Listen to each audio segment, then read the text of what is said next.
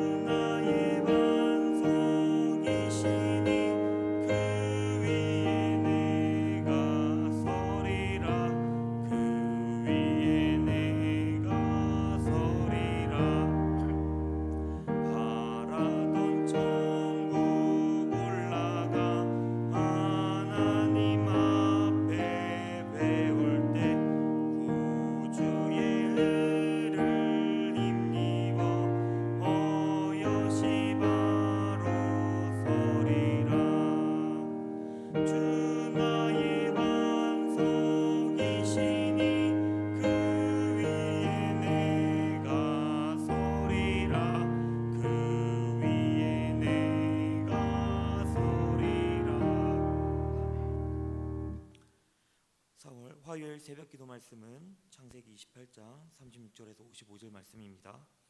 36절에서 55절 말씀인데요. 시간 관계상 제가 42절까지 읽도록 하겠습니다. 시간 되실 때 꼭 끝까지 오늘 본문을 읽어주시길 바랍니다. 제가 읽도록 하겠습니다. 야곱이 노하여 라반을 책망할세 야곱이 라반에게 대답하여 이르되 내 허물이 무엇이니이까 무슨 죄가 있기에 외삼촌께서 내 뒤를 급히 추격하나이까 외삼촌께서 내 물건을 다 뒤져보셨으니 외삼촌의 집안 물건 중에서 무엇을 찾아내었나이까 여기 내 형제와 외삼촌의 형제 앞에 그것을 두고 우리 둘 사이에 판단하게 하소서.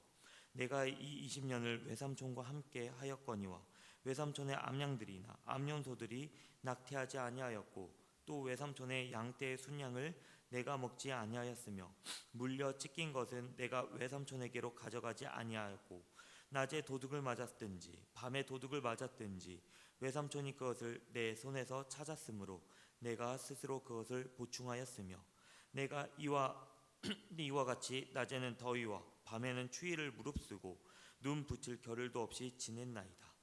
내가 외삼촌의 집에 있는 이 20년 동안 외삼촌의 두 딸을 위하여 14년 외삼촌의 양떼를 위하여 6년을 외삼촌에게 봉사하였거니와 외삼촌께서 내 품삯을 10번이나 바꾸셨으며 우리 아버지의 하나님 아브라함의 하나님 곧 이삭에 경외하는 이가 나와 함께 계시지 아니하였더라면 외삼촌께서 이제 나를 빈손으로 돌려보냈으리다마는 하나님이 내 고난과 내 손의 수고를 보시고 어젯밤에 외삼촌을 책망하셨나이다. 라반이 야곱에게 대답하여 이르되 딸들은 내 딸이요 자식들은 내 자식이요 양떼는 내 양떼요 내가 보는 것은 다 내 것이라. 내가 오늘 내 딸들과 그들이 낳은 자식들에게 무엇을 하겠느냐. 아멘. 오늘 이 자리에 오신 여러분들을 주님의 이름으로 환영합니다. 저희는요 계속해서 야곱의 삶에 역사하시는 하나님의 놀라운 은혜를 묵상하고 있습니다. 이제 이야기가 이어지다 보니까 어제 말씀을 잠깐 짚고 넘어가려 합니다. 어제 말씀에서는요, 야곱이 라반 밑에서 이제 20년을 섬겼지만 무일푼으로 쫓겨날 처지에 되었죠. 그리고 고향으로 돌아가라는 하나님의 말씀을 듣고 이제 아내들과 자녀들 그리고 재산을 가지고 급히 도망가는 그러한 장면을 살펴보았습니다. 오늘 본문은요, 그렇게 도망치던 야곱이 라반에게 붙잡혔지만 극적으로 언약을 체결하는 그러한 장면을 맺고 있습니다. 이것을 읽는 독자는요, 이 과정을 살펴보면서 한 가지 놀라운 점을 발견할 수 있습니다. 그것은 바로 야곱에게 변화가 생긴다는 거예요. 29절에서는요, 라반 앞에서 두려워하면서 죽을까봐 매우 떨던 야곱의 모습이 그려집니다. 그런데요, 36절에서는요, 오히려 라반을 책망하는 사람으로 변해 있죠. 하나님께서는요, 야곱에게 무엇을 하셨기에 야곱은 두려움에서 담대함으로 옮겨졌을까요? 오늘 말씀을 통해서 저희가 하나님께서 야곱의 삶에 어떻게 개입하셨는가, 그리고 그것을 묵상하면서 그 은혜가 오늘 저희에게도 함께 있다는 사실을 깨닫기를 소망합니다. 먼저 36절을 보시면요, 야곱이 라반을 책망하는 장면을 보기 전에 야곱의 처지가 어떤 처지였는지 한번 떠올려 보셨으면 좋겠습니다. 28절에서 30절을 보면 라반에게는 야곱을 위협할 두 가지 명분이 있었어요. 첫째는 인사도 없이 떠난 것. 그 당시 족장에게 인사 없이 떠난 것은 굉장히 큰 신뢰였습니다. 그리고 그것보다 더 중요한 것은 드라빔, 우상으로 섬기던 드라빔이 없어진 것이었습니다. 그런데요, 당시 고대 근동에서 드라빔과 같은 신상은요, 단순히 장식품 그런 것들이 아니었어요. 고대 근동 일부의 자료를 보면요, 이 같은 신상은 가문의 권위를 나타내고요, 장자권과 이에 따른 상속 문제도 연결되어 있는 굉장히 중요한 도구였어요. 그렇게 드라빔을 훔친 자는 이제 자물 절도범으로 해결하는 것이 아니라 생명을 걸어야 하는 중대한 범죄자로 다룬 것을 확인할 수 있습니다. 다시 말해 드라빔은요, 라반에게 있어서 단순한 물건이 아니라 자기 집안의 권위와 정체성 그리고 재산권을 방어할 수 있는 수단인 매우 중요한 물건이었어요. 그러니까 라반은요, 이 문제를 빌미로 야곱을 아주 강하게 위협할 수 있었습니다. 그런데 드라빔을 사실 누가 훔쳤나요? 라헬이 훔쳤죠. 야곱은 이 사실을 알지 못했어요. 그래서요, 그것을 훔친 자는 살지 못한다는 말을 경솔한 맹세를 이미 해버려요. 자신도 모르는 사이에 자신이 가장 사랑하는 아내의 죽음을 위험 아래 두는 그러한 끔찍한 일을 한 것이죠. 이것이 야곱의 한계였어요. 자신의 상황을, 자신이 어떤 상황에 처해 있는지 알지 못한 채로 언제든지 무너질 위기에 처해 있었습니다. 그런데요, 하나님께서는 이런 야곱의 부족함에도 불구하고 야곱에게 은혜를 더 베푸십니다. 라반이 드라빔을 찾고 이제 장막을 찾다라고 나오는데요, 여기서 원어적으로 만지다, 더듬다라는 뜻이 있어요. 그러니까 라반은 라헬의 장막 안을 손으로 더듬듯이 샅샅이 수색했다는 것입니다. 그런데 낙타 안장 밑만큼은요, 끝까지 손대지 않았어요. 우리는 앞서서 라반이 자신의 딸들을 어떻게 대했는지 볼 수 있어요. 이제 초반에 1절에서 3절을 보면요, 이제 딸들이 아버지가 자신을 어떻게 대했는지 나와요. 자신을 팔아넘겼다고 이방인같이, 그리고 자신들에게 돌아갈 유산을 자신의 것으로 이렇게 탐내어서 소모시켰다고 합니다. 이것은요, 딸들을 그렇게 인격적으로 존중하지 않았다는 거예요. 재산이 라반에게는 가장 중요한 것이었습니다. 그런데 그런 라반이 라헬의 안장을 들추지 않았다는 것은 이제 어떤 의미에선 기적인 것이죠. 안장을 제외하고 손으로 샅샅이 수색한 라반은 결국엔 드라빔을 찾지 못하게 되었습니다. 그러니까요, 결국에는요, 이 일을 통해서 야곱의 온 가족이요 살 수 있었어요. 생명을 보존할 수 있게 되었습니다. 이제 명분은요 라반에게서 야고보에게 넘어가요. 야곱은 여기서 당연히 분노할 것입니다. 분명히 20년간 거기에서 살면서 드라빔을 훔쳤다고 하는 의미가 어떤 의미인지 누구보다 잘 알았을 거예요. 그래서 라반이 너가 드라빔을 훔쳤으니까 쫓아왔다, 너를 잡으러 쫓아왔다, 이 말의 의미는 야곱을 죽이러 왔다, 그리고 그 재물을 다 탈취하러 왔다, 이렇게 자연스럽게 받아들일 수 있었다는 사실입니다. 그러니까 야곱은 자연스럽게 분노하게 돼요. 그렇게 이제 반대로 야곱이 목소리를 높입니다. 38절을 보시면요, 이 높여가는 목소리 중에 야곱이 그간 당당하게 라반에게 한 일을 세심하게 나열하고 있어요.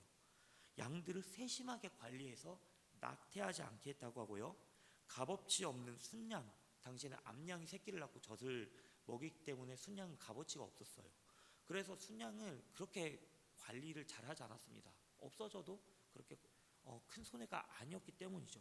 그런데 야곱은 이 순양조차도 취하지 않았다고 해요.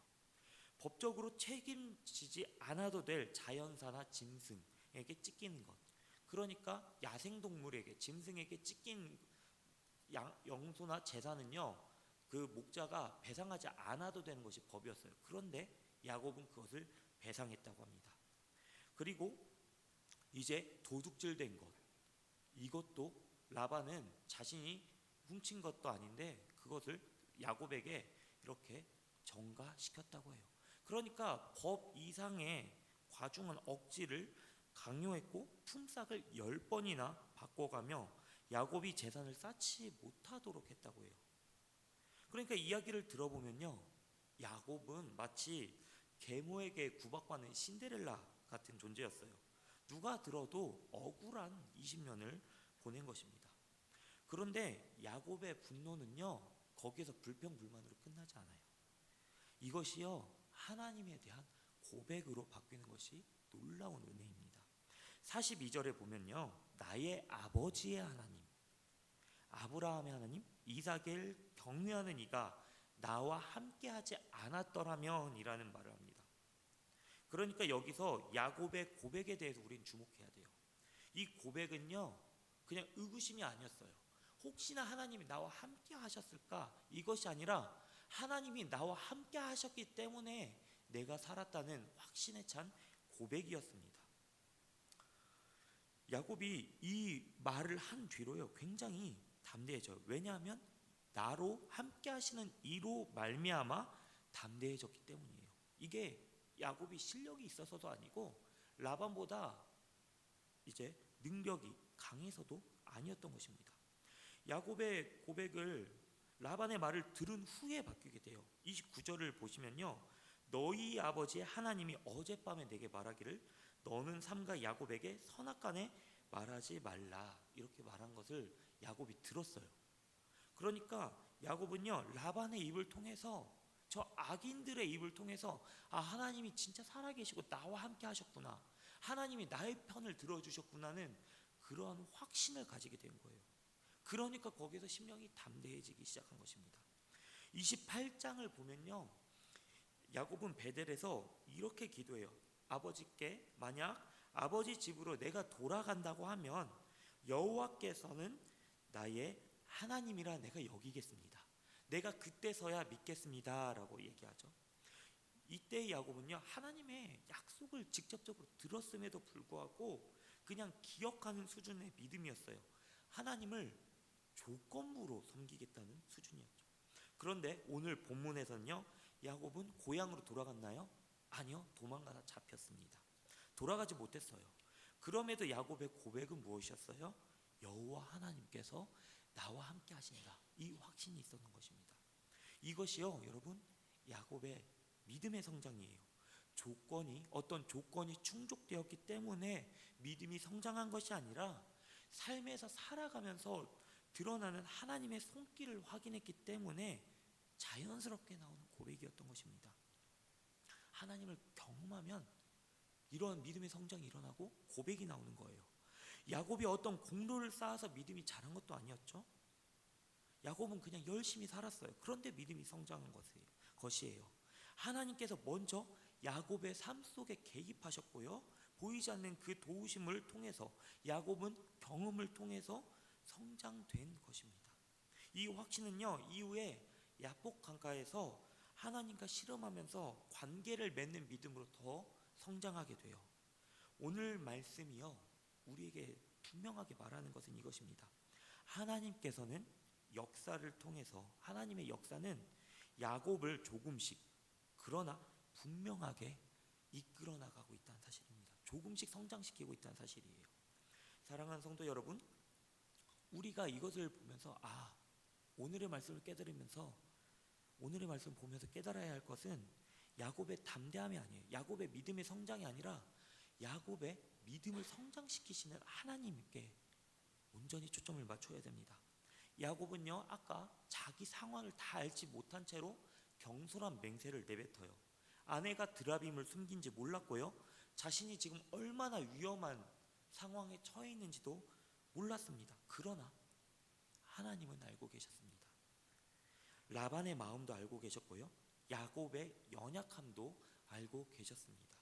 그 집안 깊숙한 곳에 숨겨진 문제까지도 알고 계셨어요. 그러나 야곱을 하나님께서는 분명하게 구원하셨고 믿음을 허락하셨습니다. 우리는요, 이런 하나님을 보면서 때때로 내 필요를 채워주시는 하나님으로 오해하곤 합니다. 문제가 해결되면 하나님을 기억하고, 문제가 해결되는 도움이 있을 때만 하나님을 기억하곤 합니다.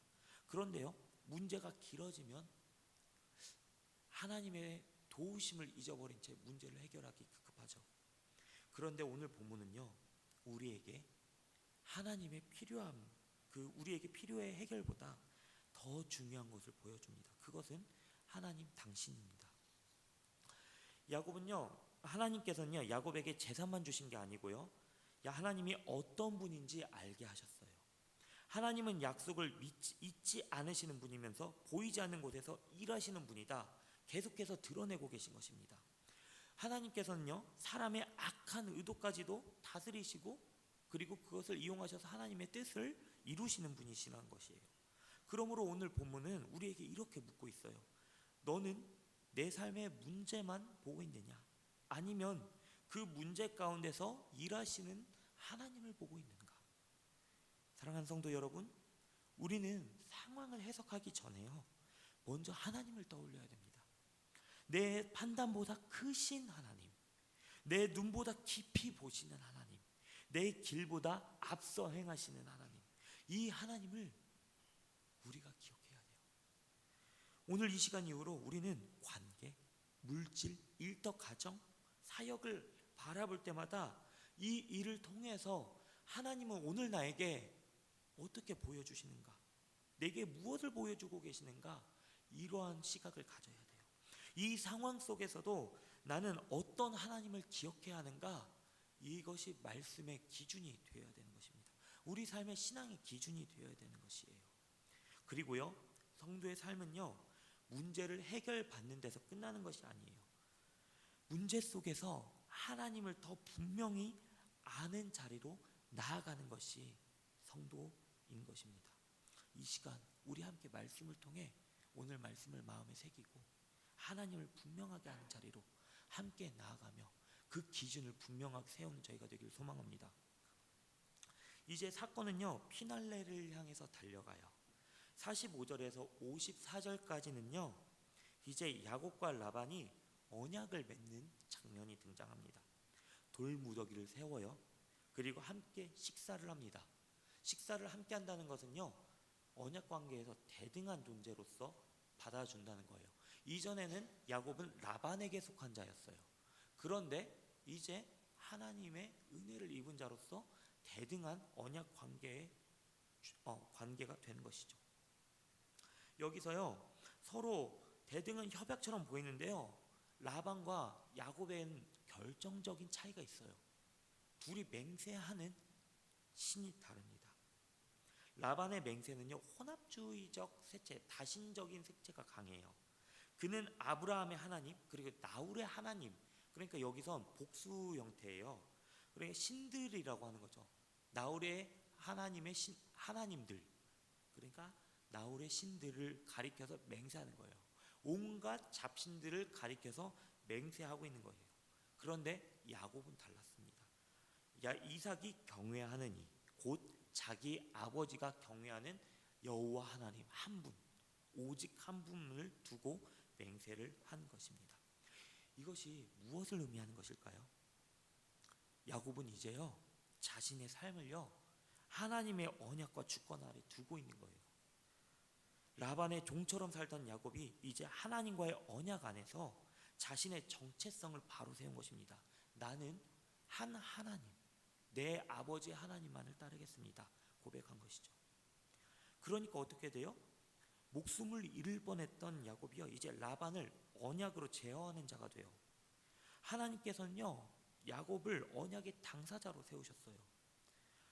언약의 당사자로 세움을 받는 것은 사실은 조부 아브라함부터였죠. 아브라함을요 우상의 권세에서 구별해서 약속의 땅으로 구별해내신, 이끌어내신 하나님께서는요 야곱을 또한 라반의 산하에서 끌어내시고 인도하시고 구별해내셨습니다. 그리고 자유롭게 해주셨죠. 그리고 라반에게 종속되어 노예처럼 살아가는 야곱은요 이제 하나님께서 약속한 고향으로 들어가게 되었습니다. 이것은요 후일 애굽의 속박에서 해방되는 이스라엘의 출애굽의 구조와 다르지 않습니다. 이 모든 구원의 역사는요 하나님께서 아브라함에게 하신 언약, 내가 너의 하나님이 되겠다, 이 약속을 스스로 이루어 가시는 그 관점에서 그 과정에 있는 야곱의 삶의 시간 속이었어요. 하나님께서는 야곱이 언약의 돌무더기를 바라볼 때 당신께서 이루신 구원과 동행하심을 기억하게 하셨습니다. 사랑하는 성도 여러분, 오늘 말씀이 오늘 우리에게 보여준 은혜는 단순히 야곱의 믿음이 성장했고 야곱이 위기에서 벗어났다가 아니에요. 더 중요한 것은 야곱이 이를 통해 하나님을 새롭게 고백하는 사실이 되었다는 것입니다. 이제 53절은 말해요. 그의 아버지 이삭이 경외하는 일을 가리켜 맹세하고, 삶의 해석이 바뀐 거예요. 자신의 삶의 기준이 바뀌고요, 바라보는 시각이 바뀌었어요. 세계관이 바뀌었습니다. 자기의 꾀와 계산으로 살아가던 야곱이요 이제는 자기 인생을 하나님 앞에서 해석하기 시작해요. 여러분, 믿음은요 단순히 문제가 해결돼서 사라진다고 이것을 믿는 것이 아닙니다. 내 삶의 모든 사건 속에서 하나님을 떠올리고 하나님을 고백하고 하나님 앞에서 내 인생을 다시 읽어보는 거예요. 그러면요 내 뜻과는 다를지라도, 비록 내 앞에서 이루어지는 일들이 내가 기도하고 있는 기도 응답과 내가 소망하는 바가 다를지라도요, 하나님께서는 오늘도 우리의 삶 속에서 나의 삶을 통해서 언약을 이루고 계시는구나 확신을 우리 또한 가지게 될 수 있다는 것입니다. 그래서요 우리는요 상황보다 먼저 하나님을 떠올려야 되고요, 문제보다 먼저 하나님이 어떠한 분인가 떠올리게 되어야 됩니다. 사람의 말보다 먼저 하나님의 말씀에 귀 기울여야 돼요. 야곱이 라반 앞에서 깨달았던 하나님, 보이지 않는 밤에 야곱에게 나타나셨던 하나님, 그 연약한 야곱을 언약의 사람으로 세우셨던 하나님, 그 하나님을 오늘 우리의 삶 속에서도 우리도 기억해야 됩니다. 그럼으로써 오늘 우리의 고백은요, 주님, 제 삶을 상황으로만 해석하지 않겠습니다. 제 삶 속에서 하나님을 기억하겠습니다 고백하는 저와 우리 모든 신앙인이 되기를 주님의 이름으로 소망합니다. 기도하겠습니다. 은혜 사랑이 많으신 아버지, 감사합니다. 오늘 말씀을 주심으로써 야곱을 붙드셨던 주님께서 오늘 우리의 삶도 붙들고 계심을 알게 되었습니다. 주님, 오늘 말씀을 우리가 붙들어 상황만 바라보게 하지 않고 그 가운데서 일하시는 하나님을 먼저 기억하게 하여 주시옵소서. 오늘 언약으로서 언약의 완성이신 예수 그리스도 안에서 우리를 구원하시고 언약을 이루신 주님을 신뢰하며 오늘도 믿음으로 우리가 살아가게 하여 주시옵소서. 이 모든 말씀 우리 주 예수 그리스도의 이름으로 기도합니다. 아멘. 하늘에 계신 우리 아버지여, 이름이 거룩히 여김을 받으시오며 나라의 임하옵시며 뜻이 하늘에서 이루어진 것 같이 땅에서도 이루어지리이다. 오늘날 우리에게 일용할 양식을 주옵시고 우리가 우리에게 죄 지은 자를 사하여 준 것 같이 우리의 죄를 사하여 주옵시고 우리를 시험에 들게 하지 마옵시고 다만 악에서 구하옵소서. 대개 나라와 권세와 영광이 아버지께 영원히 싸움나이다. 아멘. 오늘 들으신 말씀을 기억하며 함께 기도하길 원합니다. 첫 번째 나눌 기도 제목은 우리의 삶의 문제와 상황만 바라보지 않고 그 가운데 일하시는 하나님을 우리가 먼저 떠올리게 하시옵소서. 두 번째 기도 제목은 5월에 진행되는 모든 행사 그 준비 과정 가운데 하나님께서 지혜와 질서를 주시고 수고하는 손길마다 기쁨과 하나됨을 허락해 주시옵소서. 세 번째는 우리 교회와 함께하는 선교사님들이 외롭거나 지치지 않게 하시고 맡겨진 자리에서 예수 그리스도의 복음을 담대히 전하며 하나님 나라를 세워가게 하여 주시옵소서. 이렇게 세 가지 기도 제목을 놓고 함께 기도하신 후에 각자 개인 기도하시고 돌아가도록 하겠습니다. 기도하겠습니다. 은혜 사랑이 많으신 아버지 감사합니다.